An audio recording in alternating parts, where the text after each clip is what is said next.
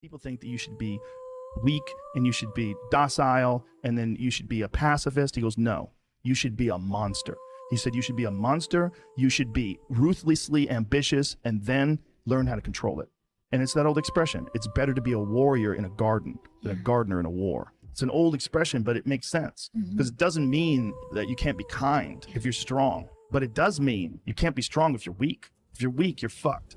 One of the things I tell young men, well, and young women as well, but the young men really need to hear this more, I think, is that you should be a monster.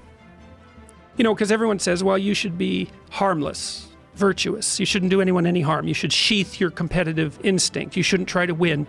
You know, you don't want to be too aggressive. You don't want to be too assertive. You want to take a back seat and all of that. It's like, no, wrong. You should be a monster, an absolute monster, and then you should learn how to control it. Anytime you move from being normal to trying to be exceptional, people aren't gonna like that shit. Those normal people, it makes them feel like shit, so they're gonna judge you.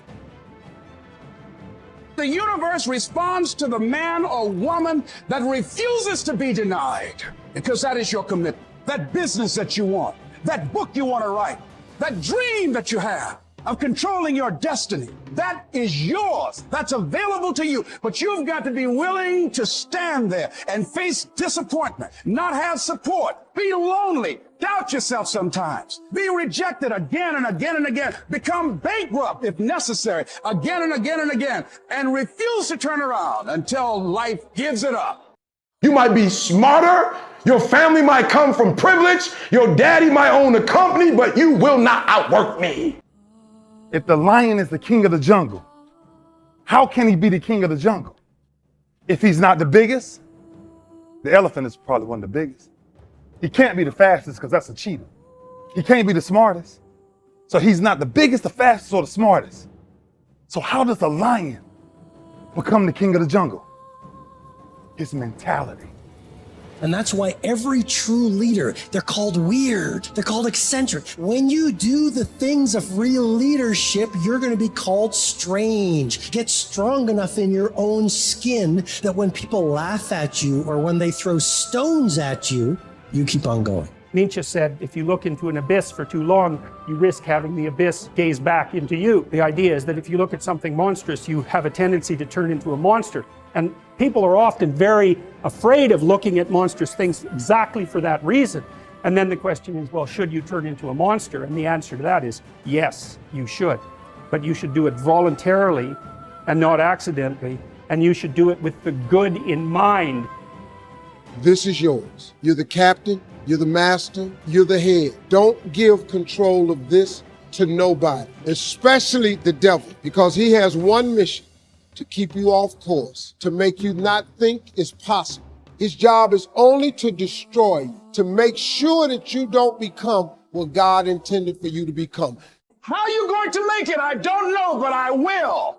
At the end of every day, you look yourself in the mirror and you ask yourself, did I get better today? If the answer is yes, and you do that for 5 years, 10 years, 15 years, how much better are you going to be? Are you getting better every single day? That's the question. And it's just taking small steps. You don't try to get it all done in one day, in 1 week, in 1 year. It's the process of getting better every day and doing that for a period of years that then create the masterpiece. If you take an oak tree seed and you put it in a 2-foot pot, that seed will never become the oak tree that oak trees are capable of becoming, because it's gonna get stifled by the 2-foot pot. Now check this out, ain't nothing wrong with the seed. The seed just fell prey to the environment. If you cannot control your own mind, then you go through life with zero control, zero influence. You can't control anything. You're just a feather in the wind, waiting for life to blow you from happy place to sad place to happy place to sad place. We're not on this stage just because of talent or ability. We're up here because of 4 a.m. We're up here because of 2-a-days or 5-a-days. We're up here because we had a dream and let nothing stand in our way. If anything tried to bring us down, we used it to make us stronger. We were never satisfied, never finished, we'll never be retired.